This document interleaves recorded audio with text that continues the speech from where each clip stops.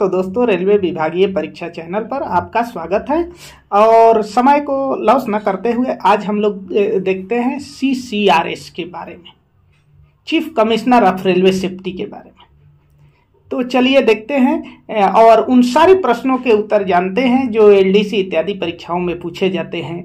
जैसे में CCRS का फुल फॉर्म क्या है, उनका मुख्यालय कहाँ है, किस धारा के तहत उनकी नियुक्ति होती है, किस धारा के तहत उनके कर्तव्यों को बताया गया है, किस धारा के तहत CCRS के शक्तियों को बताया गया है, किस धारा के तहत गंभीर दुर्घटनाओं में वो जांच करते हैं, ठीक ना। तो इस तरह के और किस विभाग का वो अधिकारी होते हैं। तो इन तरह के प्रमुख प्रश्नों को जानने के लिए हम लोग इस वीडियो में शुरू से अंत तक बने रहें और किस प्रकार से भारतीय रेलों को 9 सर्किल में विभाजित किया गया है, वो कौन कौन से सर्किल है और उनका मुख्यालय कहाँ है, उनके अधीन कौन कौन सी क्षेत्रीय रेलवे आती है। तो इस तरह से विस्तृत जानकारी के लिए आप इस वीडियो को शुरू से अंत तक देखें, ताकि जहां कहीं भी इस CRS से संबंधित प्रश्न उठे तो वहां आप आसानी से उसे हल कर सकें। ठीक, तो इसमें मात्र प्रश्न उत्तर के रूप में हम बताते जाएंगे और इसको विस्तार से एक बार समझ लेंगे। और अगली सीरीज में जब CCRS का लाएंगे तो उसमें ऑब्जेक्टिव मल्टीपल चॉइस क्वेश्चन के रूप में मिलेगा। तो चलिए हम लोग देखते हैं। ऐसे प्रमुख रूप से आप लोग जानते हैं, बार बार देखते होंगे कि जब कोई नई लाइन इत्यादि बनती है तो कहते हैं कि CRS होना है उसका, ठीक। या कोई गंभीर दुर्घटना इत्यादि होता है तो भी सुने होंगे कि CRS जांच होती है, जो कि धारा 114 के अधीन जांच किया जाता है। लेकिन उसके पहले यदि गंभीर दुर्घटना इत्यादि होती है तो उसके लिए सूचना प्राप्त करने के लिए नोटिस जारी कर दिया जाता है पेपर में, जो कि धारा 113 के अधीन जारी कर दिया जाता है, ठीक। और रेल अधिनियम 1989 के रेल अधिनियम 1989 के धारा 5 के तहत CRS की नियुक्ति होती है। धारा 6 के तहत उनके कर्तव्य बताया गया है। धारा 7 के तहत CCRS के शक्तियों के वर्णन दिया गया है, ठीक। ऐसे वास्तविक में CRS जो होता है वो रेलवे का आदमी नहीं होता है, वो नागरिक उड्डयन विभाग के अधिकारी होता है, नागरिक उड्डयन मंत्रालय के अधिकारी होता है, यानी कि मिनिस्ट्री ऑफ सिविल एविएशन के यानी नागरिक उड्डयन मंत्रालय के अंतर्गत वो कार्य करता है। नागरिक उड्डयन विभाग के वो अधिकारी होता है। तो अब हम लोग पूरी रूप से जानते हैं CCRS, जिसका CRS का मुख्यालय जो है भारतवर्ष में CCRS का मुख्यालय जो है लखनऊ है। तो अब हम लोग विस्तार से जानते हैं कि CRS कहाँ कहाँ रहते हैं, उनका मुख्यालय कहाँ है। तो चलिए वीडियो में शुरू से अंत तक बने रहिए ताकि आप हर प्रश्नों के उत्तर जानें, ठीक। तभी आप प्रश्नों के उत्तर काट सकते हैं आसानी से। ऐसे देखिए, वास्तविक में जब रेलवे बोर्ड के गठन हुआ, रेलवे बोर्ड का गठन 1905 में हो गया, ठीक। तब इसका नाम रेलवे राजकीय निरीक्षक था, लेकिन बाद में इसे नागरिक उड्डयन मंत्रालय के अंतर्गत कर दिया गया। ये नागरिक उड्डयन विभाग के अधिकारी होता है, ठीक, यानी मिनिस्ट्री ऑफ सिविल एविएशन के अधिकारी होता है, यानी कि it works under the ministry of civil aviation, नागरिक उड्डयन विभाग के अंतर्गत ये कार्य करता है, ठीक ना। CCRS, जिसका पूरा नाम है chief commissioner of railway safety, इसको हिंदी में मुख्य रेल संरक्षा आयुक्त कहते हैं। और CRS जो होता है इसका फुल फॉर्म है कमिश्नर ऑफ रेलवे सेफ्टी, यानी रेल संरक्षा आयुक्त। तो चलिए देखते हैं हम लोग रेल संरक्षा आयुक्त के बारे में महत्वपूर्ण बातें कि रेल संरक्षा आयुक्त का पद नाम पहले राजकीय रेलवे निरीक्षक था। कब? जब रेलवे बोर्ड का गठन 1905 में हुआ तो उसके बाद ये राजकीय रेलवे निरीक्षक के नाम से था और बाद में ये नागरिक उड्डयन विभाग के अधिकारी के रूप में कार्य करने लगा। बाद में इसे नागरिक उड्डयन मंत्रालय के अंतर्गत लाया गया। जब रेलवे बोर्ड के गठन हुआ तब CRS को रेलवे बोर्ड के अधीन रखा गया और उस समय इसका नाम राजकीय रेलवे निरीक्षक था, ठीक। बहुत बाद में इसे नागरिक उड्डयन मंत्रालय के अंतर्गत ला दिया गया और ये नागरिक उड्डयन विभाग के अधिकारी होता है, यानी कि CRS works under the ministry of civil aviation, यानी नागरिक उड्डयन विभाग के ये अधिकारी होता है। रेलवे बोर्ड में रेलवे संरक्षा प्राधिकरण है। रेलवे बोर्ड के अंतर्गत एक चीज है रेलवे संरक्षा प्राधिकरण। कौन सा है? रेलवे संरक्षा प्राधिकरण। ये संरक्षा मानकों को बनाने एवं लागू करने का कार्य करता है, के लिए उत्तरदायी है। ये रेलवे में संरक्षा मानक को बनाने के लिए और उसे लागू करने के लिए उत्तरदायी है। अब ध्यान दीजिए, रेल अधिनियम 1989 के अंतर्गत रेल संरक्षा आयुक्त की नियुक्ति की गई है। ध्यान दीजिए, इसी के धारा 5 के तहत सीआरएस की नियुक्ति होती है। धारा 6 के तहत सीआरएस के कर्तव्य बताया गया है। धारा 7 के तहत सीआरएस की शक्तियों के वर्णन किया गया है। धारा 114 के तहत ये गंभीर दुर्घटना के जांच करता है, और जब गंभीर दुर्घटना के जांच करने के लिए होती है तो उसके पहले नोटिस दी जाती है सूचना के लिए। तो ये दुर्घटना की सूचना जो है धारा 113 के तहत दी जाती है। तो चलिए देखते हैं देर न करते हुए सीआरएस का पूर्ण रूप क्या है। उत्तर है कमिश्नर ऑफ रेलवे सेफ्टी। अगला प्रश्न है सीआरएस का पूर्ण रूप क्या है। उत्तर है chief commissioner of railway safety. क्या है? Chief commissioner of railway safety. अगला प्रश्न है रेलवे संरक्षा आयुक्त किस विभाग के अधीन कार्य करता है। दोस्तों, नागरिक उड्डयन विभाग या नागरिक उड्डयन मंत्रालय के अधीन कार्य करता है। It works under the ministry of civil aviation. ठीक, अब ध्यान रहे दोस्तों कि सीआरएस जो होता है, ठीक, वो रेलवे का नहीं होता है। ठीक, वो पब्लिक के सहायता के लिए सीआरएस नागरिक उड्डयन मंत्रालय का अधिकारी होता है। किसका अधिकारी होता है दोस्तों? नागरिक उड्डयन मंत्रालय का अधिकारी होता है। ये बड़ा ही इंपॉर्टेंट क्वेश्चन है। अगला 4 नंबर प्रश्न है रेलवे बोर्ड में संरक्षा मानकों को बनाने और लागू करने के लिए उत्तरदायी कौन होता है।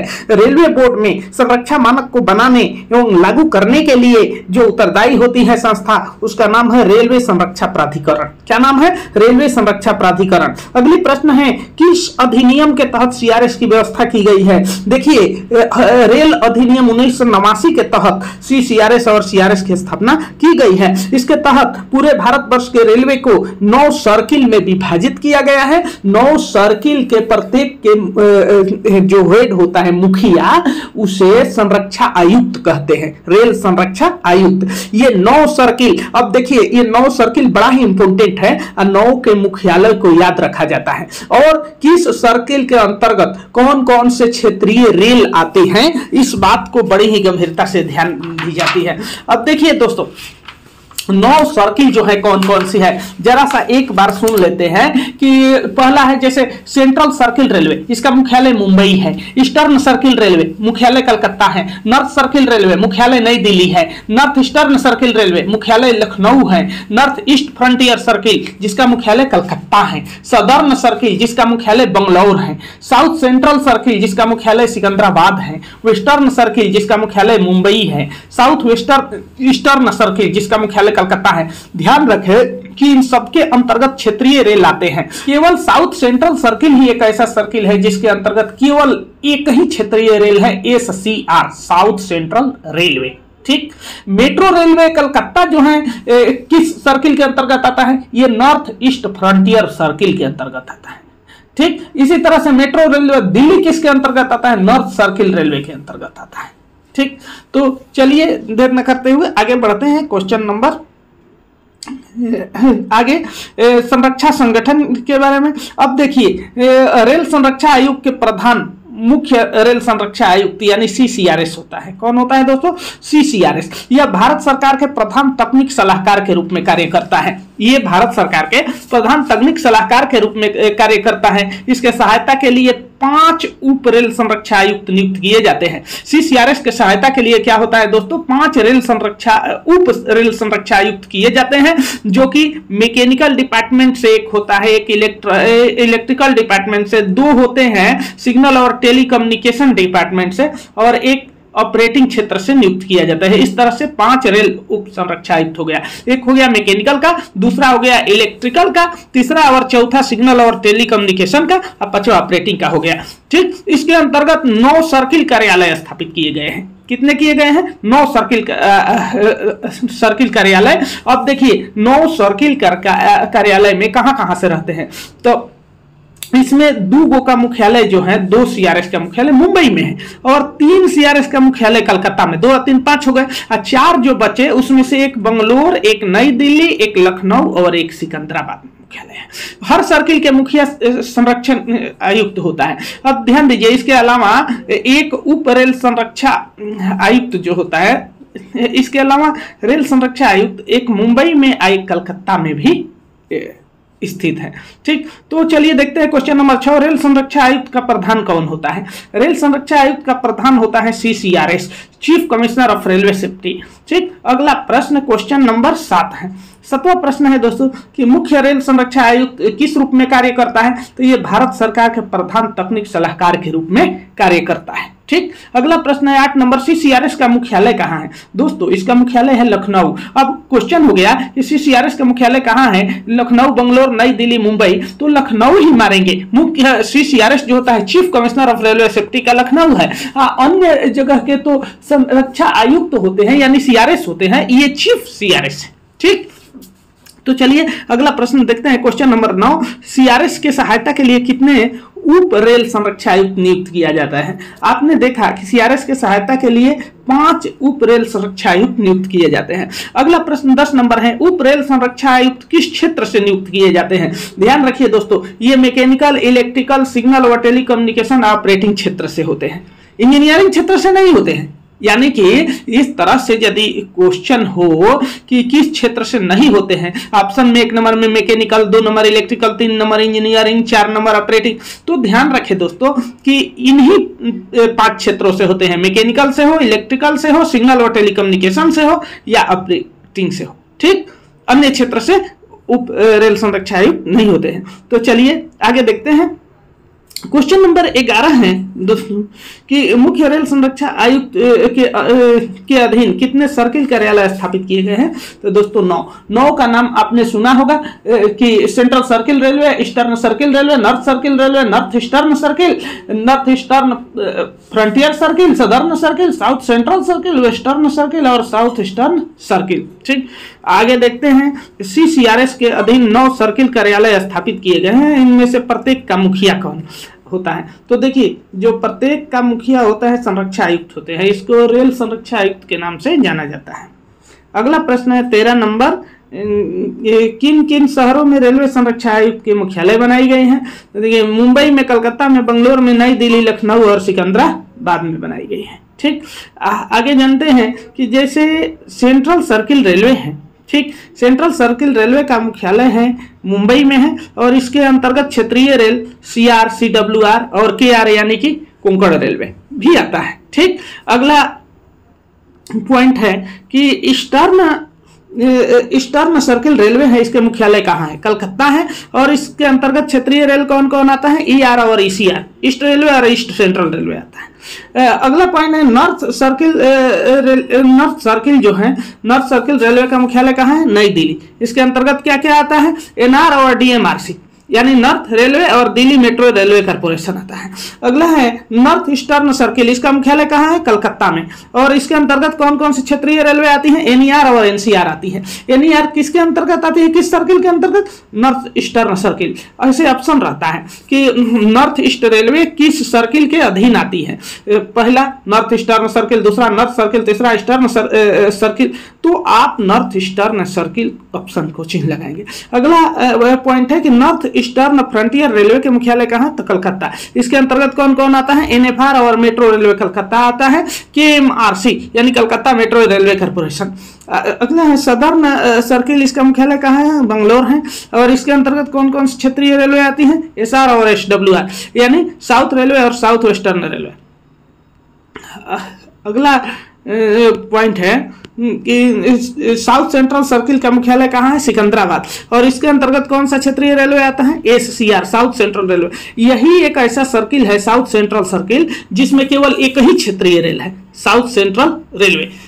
इसके अतिरिक्त कोई ऐसा सर्किल नहीं है जिसमें केवल एक ही क्षेत्रीय रेल हो। किसके अंतर्गत है? South central rail circle. ये बड़ा अच्छा सा प्रश्न बनता है कि एक ही क्षेत्रीय रेल वाला सर्किल कौन है? तो साउथ सेंट्रल सर्किल। और मेट्रो रेलवे कलकत्ता किस सर्किल के अंतर्गत आता है? तो नॉर्थ ईस्ट फ्रंटियर सर्किल। इस तरह से आता है।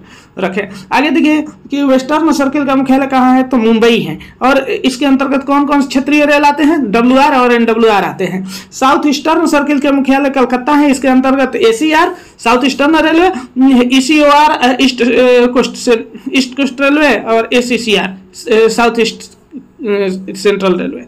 ठीक, तो आगे देखते हैं अगला प्रश्न है इससे संबंधित।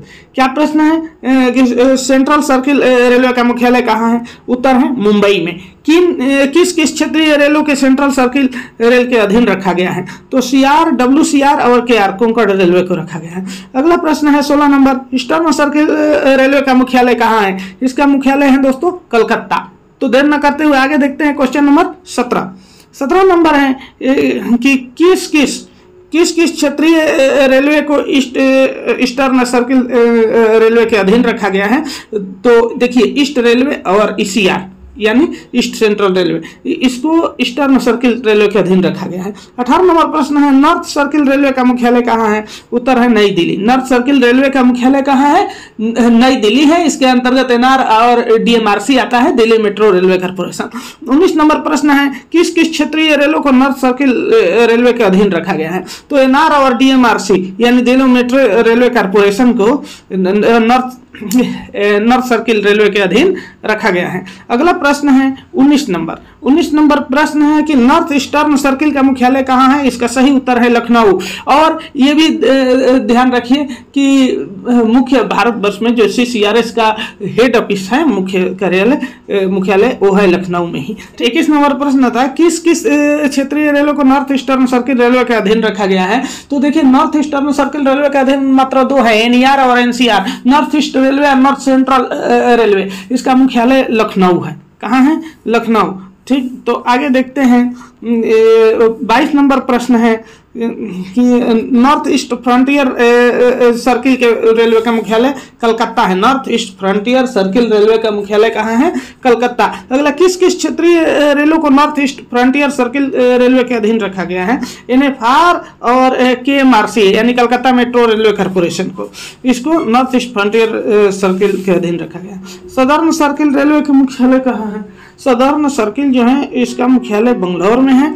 अगला 25 नंबर है, किस किस क्षेत्रीय रेलों को सदर्न सर्किल रेलवे के अधीन रखा गया है, तो SR और SWR को, किसको, SR और SWR को रखा गया है। 26 नंबर प्रश्न है, ये साउथ सेंट्रल सर्किल रेलवे का मुख्यालय कहाँ है, उत्तर है Secunderabad. South central circle railway का मुख्यालय सिकंदराबाद में है। इसके अंतर्गत मात्र एक ही क्षेत्रीय रेलवे आता है, साउथ सेंट्रल रेलवे, SCR, पहले भी बताए थे। क्वेश्चन नंबर 27 है, किस किस क्षेत्रीय रेलों को साउथ सेंट्रल सर्किल रेलवे के अधीन रखा गया है, इसको केवल SCR को रखा गया है। 28 नंबर प्रश्न है, वेस्टर्न सर्किल रेलवे का मुख्यालय कहाँ है, सही उत्तर है मुंबई। इसका मुख्यालय कहाँ है, मुंबई में। अगला प्रश्न है 29 नंबर, किस किस क्षेत्रीय रेलवे को वेस्टर्न सर्किल रेलवे के अधीन रखा गया है, किस किस क्षेत्रीय रेलवे को वेस्टर्न सर्किल के अधीन रखा गया है, तो इसका सही उत्तर है WR और NWR, western railway, north western railway. Question number 30 है, साउथ ईस्टर्न सर्किल रेलवे का मुख्यालय कहाँ है, साउथ ईस्टर्न सर्किल रेलवे का मुख्यालय कलकत्ता है। इसके अंतर्गत ACR, ECOR और ACCR आता है। ठीक, तो अगला प्रश्न है क्वेश्चन नंबर 31 नंबर प्रश्न है, किस किस क्षेत्रीय रेलों को साउथ ईस्टर्न सर्किल रेलवे के अधीन रखा गया है, SER और SCOR तथा SECR को भी रखा गया है। ठीक, साउथ रेलवे किस सर्किल के अधीन आता है, सदर्न सर्किल के अधीन आता है। ये किसके अधीन आता है, सदर्न सर्किल के। देखिए दोस्तों 31 नंबर हम बताए थे किस किस क्षेत्रीय रेलों को साउथ ईस्टर्न सर्किल रेलवे के अधीन रखा गया है, तो SER, SCOR और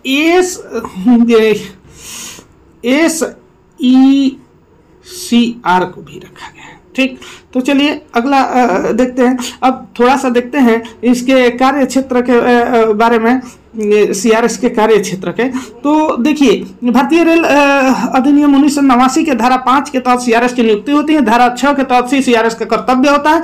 धारा 7 के तहत CRS की शक्तियों का वर्णन है। किसका वर्णन है? धारा 7 के तहत CCRS के शक्ति का वर्णन है, इनका कार्य क्षेत्र और विवरण। तो देखिए CCRS के कार्य क्षेत्र यात्री यातायात के लिए नई रेल लाइनों का निरीक्षण करना, जो नई लाइनें बिछती है यात्री यातायात के लिए उसका निरीक्षण करना है। खुली लाइन के आवधिक निरीक्षण करना, जो खुला लाइन है वो समय के अवधि के साथ उसका निरीक्षण करते रहना। यात्री परिवहन लाइनों को प्रभावित करने वाले नए निर्माण कार्यों और नवीकरण का अनुमोदन करना इसका काम है। गाड़ियों की गंभीर या सामान्य दुर्घटना होती है, जो CRS के नजर में गंभीर दुर्घटना है, 2 करोड़ रुपया से अधिक का है या उनके नजर में किसी तरह से गंभीर दुर्घटना हो तो उसकी जांच करना CRS का काम होता है। इसमें महाप्रबंधक उनके लिए सहायक भी नियुक्त करते हैं, जो कि जूनियर एडमिनिस्ट्रेटिव से कम का नहीं होता है। और अगला 5वां कार्य इनका गाड़ी परिचालन से संबंधित मामलों के सामान्य सहमति प्रदान करना है। 6ठा है नए डिब्बों के संचालन से पूर्व निरीक्षण करना, गाड़ी की अधिकतम अनुमेय गति का निर्धारण करना, C क्लास और DC को चलाने की अनुमति देना, ये सब इनका कार्य है। 33 नंबर प्रश्न है दोस्तों कि भारतीय रेल अधिनियम 1989 के किस धारा के तहत CCRS की नियुक्ति होती है? सही उत्तर है धारा 5 के तहत CCRS की नियुक्ति होती है। 34 नंबर है भारतीय रेल अधिनियम 1989 के किस धारा के अंतर्गत CCRS को कर्तव्य बताया गया है? तो कर्तव्य 6 के तहत बताया गया है, यानी धारा 5 के तहत नियुक्ति होती है, धारा 6 के तहत कर्तव्य बताया गया है और धारा 7 के तहत CCRS की शक्ति का वर्णन है। तो चलिए अगला प्रश्न देखते हैं। भारतीय अधिनियम 1989 के किस धारा के तहत जो है CCRS के शक्तियों का वर्णन है? सही उत्तर है धारा 7।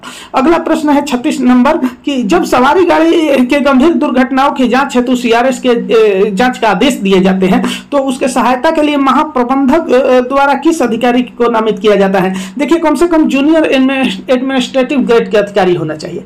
जो महाप्रबंधक जांच में सहायता के लिए CRS जांच में सहायता के लिए जिस अधिकारी को भेजते हैं वो कम से कम जूनियर एडमिनिस्ट्रेटिव ग्रेड के अधिकारी होता है। तो चलिए हमने करते हुए अगला क्वेश्चन नंबर 37 है। 37 नंबर प्रश्न है रेलवे अधिनियम 1989 के किस धारा के तहत संरक्षा आयुक्त द्वारा जांच की जाती है? धारा 114 के तहत संरक्षा आयुक्त CRS जांच करता है। कोई भी गंभीर दुर्घटना होती है तो रेल अधिनियम 1989 के धारा 114 के तहत CRS जांच होता है और 113 के तहत दुर्घटना जांच हेतु सूचना दी जाती है, नोटिस चिपकाई जाती है। तो 38 नंबर प्रश्न है रेलवे में गंभीर दुर्घटना की जांच किसके द्वारा की जाती है? तो देखिए इसका सही उत्तर है रेलवे संरक्षा आयुक्त द्वारा की जाती है। अगला 39 नंबर प्रश्न है रेल संरक्षा आयुक्त के पद नाम पहले क्या था जब यह पद रेलवे बोर्ड के अधीन था? जब रेलवे बोर्ड के अधीन था तब इसका नाम था राजकीय रेलवे निरीक्षक, ठीक। और बाद में इनका नाम जब ये नागरिक उड्डयन मंत्रालय के अधीन आया, मिनिस्ट्री ऑफ सिविल एविएशन के अंतर्गत, तब इसका नाम हुआ CCRS और CRS, ठीक। Chief commissioner of railway safety और कमिश्नर ऑफ रेलवे सेफ्टी, इनका हिंदी होता है रेल संरक्षा आयुक्त, मुख्य रेल संरक्षा आयुक्त। तो चलिए अगला प्रश्न क्वेश्चन नंबर 40 नंबर प्रश्न है दोस्तों कि रेल दुर्घटनाओं का रेलवे संरक्षा आयुक्त द्वारा जांच से पूर्व दुर्घटना के सूचना हेतु नोटिस जारी किया जाता है। यह किस धारा के अंतर्गत रेल दुर्घटना की सूचना दी जाती है? सही उत्तर है धारा 113। अब देखिए जरा सा CRS के कार्य पर ध्यान दे दें, अंतिम तक बने रहिए। CRS के कार्य क्या है कि रेलवे दुर्घटनाओं की जांच करना, संरक्षा के उपाय सुझाना, रेलवे लाइन के निरीक्षण करना, उन्हें चालू करने की अनुमति प्रदान करना, नए निर्माण कार्यों की स्वीकृति प्रदान करना, ठीक। और क्या है कि पुलों के निर्माण कार्य की जांच करके केंद्र सरकार को रिपोर्ट देना, नए लोकोमोटिव, कोच, वैगन यह तकनीकी दृष्टि से जांच करना, उसका लाइन पर उपयोग में लाने हेतु सलाह देना, गति बढ़ाने की स्वीकृति देना, ये CRS का ही काम है, और लाइनों का निरीक्षण करना। अब देखिए रेल संरक्षा आयुक्त की स्वीकृति, अब इसके बारे में जरा सा देख लीजिए कि इसकी स्वीकृति कैसे प्राप्त हो। यदि SWR में कोई विशेष GNSR नियमों को हटकर या विशेष अनुमोदित अनुदेश के अनुसार हो तो CRS की स्वीकृति प्राप्त की जाएगी। रेल पथ संबंधी किसी कार्य को रिवाइज किया गया हो तो CRS की अनुमति आवश्यक है। जैसे कि निम्नलिखित कार्य CRS के लिए कैसे, जैसे रनिंग लाइन को जोड़ना, बढ़ाना या परिवर्तित करना, तब CRS की स्वीकृति आवश्यक है, ठीक। नई सिग्नलिंग, इंटरलॉकिंग स्थापित करना या पॉइंट व क्रॉसिंग में परिवर्तित करना, तब CRS की अनुमति आवश्यक है। पुल के निर्माण करना, गार्डर बदलना या रेल पथ को 500 mm से कम या अधिक करेंगे, नीचे करेंगे या ऊपर उठाएंगे तो सीआरएस की अनुमति की आवश्यकता होती है। कितने से कम अधिक? 500 mm से। गेट मैन को हटाएंगे या नियुक्त करेंगे, यानी कोई अनमाइंड गेट को करेंगे, यानी गेट मैन हटा देंगे उस गेट से हमेशा के लिए, या गेट मैन नियुक्त करेंगे, मैन गेट मैन बनाएंगे, तो उसमें सीआरएस की, या विद्युत क्षेत्र में किसी उपकरण को परिवर्तित करेंगे तो सीआरएस की स्वीकृति आवश्यक है। तो आज के इस वीडियो में इतना ही। इसको लगातार आप लोग कई बार देखिए, ताकि अगला यदि वीडियो आए मल्टी चॉइस वाला तो आप लगातार उसे हल कर सके, या अन्य कहीं भी आपको सीआरएस से प्रश्न मिलता है तो बाउंस न करें।